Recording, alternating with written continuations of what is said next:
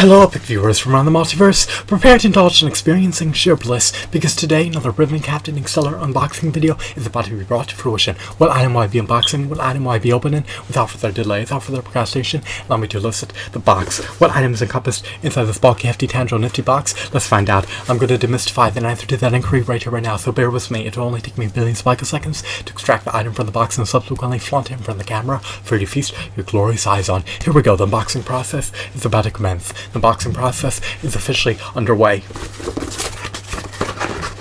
Which action figure have I extracted from the box? Which action figure have I prompted? Which action figure have I elicited? Let's find out. This action figure is known by the moniker of Grim Reaper. Is he a paradigm of perfection? Is he the epitome of resounding perfection? Is he the embodiment of resounding perfection? Let's find out.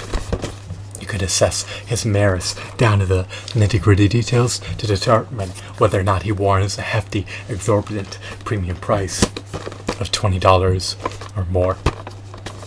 So, apparently he's a part of the Build-A-Figure Ultron series, as indicated by his cardboard back. His packaging denotes that he's devoid of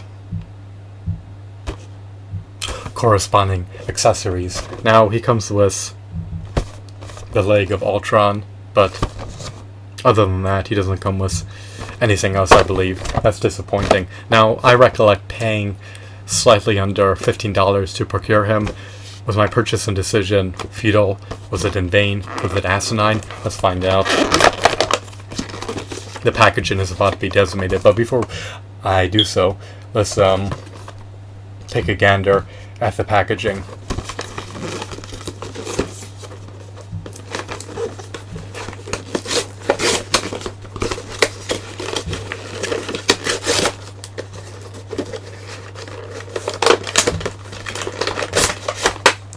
Alrighty, so the packaging can be relegated to the trash. It can be consigned to the trash. Here we have the Grim Reaper. Cardboard backdrop is now vendor trash. So off the get-go we have the leg of the insidious Ultron, who's sinister and evil. The leg is inanimate, but if you amalgamate all the appendages, then you could form your own Ultron, presuming you can afford to buy him. I can't afford to buy him, so that reality of I guess you could say that prospect of assembling my own Hasbro Ultron figurine will likely never be brought to fruition. It will likely never transpire. It will likely never culminate into reality. So it doesn't really matter. So unfortunately he's imprisoned in this plastic shell. His cape is seemingly removable. We'll get to the issues appertaining to that in a second. So here we go. We have the Grim Reaper figurine. His sickle is protruding out of his arm. Not bad as a peripheral or as an innate weapon that he can wield to ward off his adversaries. He can fend off against his rivals. So his other hand lacks a modicum of finger joint articulation, and there's a gaping aperture between his thumb and his index finger, so it looks kind of unusual, especially when his hands are static and he attacks his adversaries like this. But the fingers are semi-clenched together rather than fully clenched together. So I would have preferred if he had finger joint articulation or fisted hands rather than fingers that are semi-clenched together, or rather than semi-open hands. So it's a bit of an issue, but it's a calamity that I can deal with. Now the cape is removable. He can don his cape, but the cape can also easily fall off, so just be wary of that. He looks spruced up and embellished with a cape. He looks more menacing and intimidating with a cape than without it. It would have been preferable if he came bundled with some accessories. Maybe he could have come bundled with a thighs. Maybe he could have come bundled with a giant axe. I mean, even if it's not applicable to his lore, even if it's out of context, it still would have been nice if he came bundled with some weapons, because it looks weird how he has one open hand, and for $20 plus tax, he doesn't even provide a fraction of the value that the Toy Biz Marvel Legends figurines provided amid their release. So it's just unfortunate that he retailed for such a hefty price and he offers so little value. I mean, if you're an avid, devout Marvel Legends fan, then you'll be inclined to buy him. But even if you have a proclivity to buy Marvel Legends merchandise, you still may feel as though you're not getting the bang for your buck, primarily because he lacks accessories. His Build-A-Figure piece is relatively minute, in stark contrast to the Build-A-Figure pieces that came bundled with the Toy Biz Marvel Legends figurines. He doesn't come bundled with a comic book. He lacks finger joint articulation. He lacks an ankle pivot. His head is not relegated to a disjoint, so there are some shortcomings appertaining to this figurine. But for $15, I do not feel as though I received my money's worth. I mean, I knew what I was getting into. I took a risk with my money, and did he warrant the price? Obviously not. But for under $8, and I would be content with buying him. But for $15, I just think that my purchase and decision in retrospect was asinine. So in hindsight, I should have forgoed buying him. But it's too late to revoke my purchase and decision now. I can no longer take recourse. The return period has elapsed, so it is what it is. But before I further complain, let me express some issues. Actually, I just contradicted myself. Before I highlight the previously stated issues, let me just express his strengths. Let me punctuate his strengths.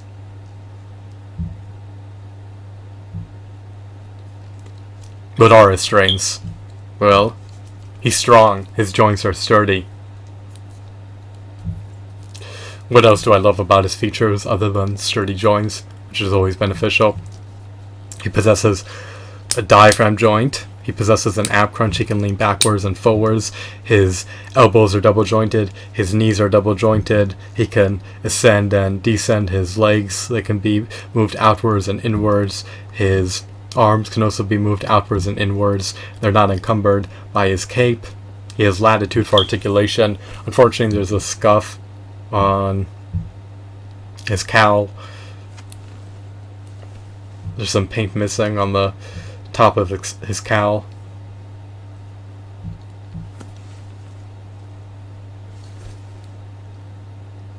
I'm unsure what these are supposed to be that are protruding out of his cowl, but whatever they are, one of them is scuffed, so maybe I could buy acrylic paint and paint over the scuff.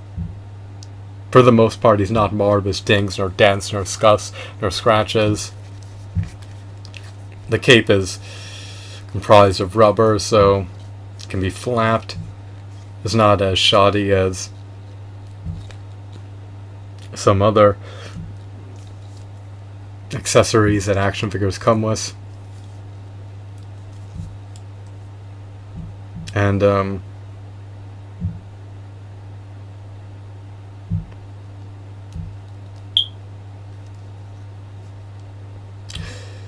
his modified hand that has a scythe protruding out of it.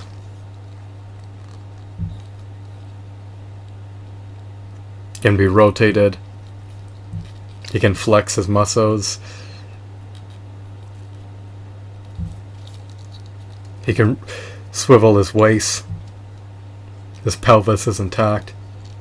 His torso is intact. His appendages are all intact.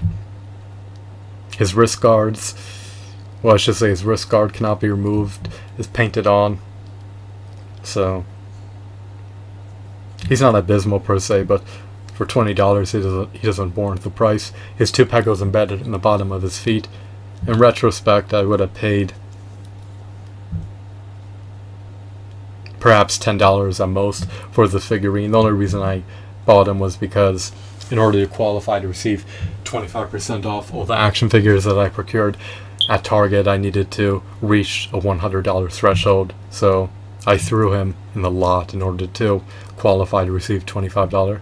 In order to qualify to receive 25% off the grand total of my purchase. So, don't have any regrets appertaining to purchasing him for the aforementioned price tag of around $15. Yes, I do. I would have preferred to retain the money and allocate it towards another figurine purchase. The money could have been earmarked towards an investment. He's an inanimate hunk of plastic. I mean, he's meritorious for under $8, but not for over $15 or not for over $10. But that's my opinion. But as a $15 figurine, I guess you could say he's okay. He's not as abysmal as a Ultimate War Machine figurine, but he's not the utmost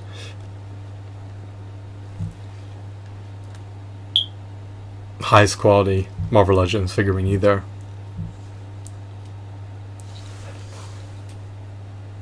Maybe that spot is reserved for Daredevil. I'm being sarcastic. I don't know who the utmost best, most stupendous Marvel Legends figurine is. Perhaps it's the Marvel Legends Series 6 Deadpool action figure, or the Marvel Legends Series 6 Juggernaut action figure, or maybe it's a Legendary Rider Series Hulkbuster Iron Man figure that was churned out by Toy Biz amid the early 21st century before they became defunct. Unfortunately, they're defunct now, so we have to settle for what we can receive. Maybe finger joint articulation will re-emerge in the action figure industry in the future. Maybe it will resurface, but for now we have to accept buying action figures without finger joint articulation. But I guess I can't really complain too much because he doesn't have any major scuffs nor dings nor blemishes, so his appearance is not really marred. He does have a minor scuff protruding out of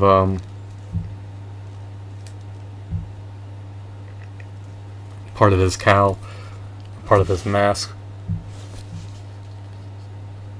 I'm not sure what these are supposed to represent or depict, but there's a little scuff on one of these, which modifies his appearance and exacerbates his appearance.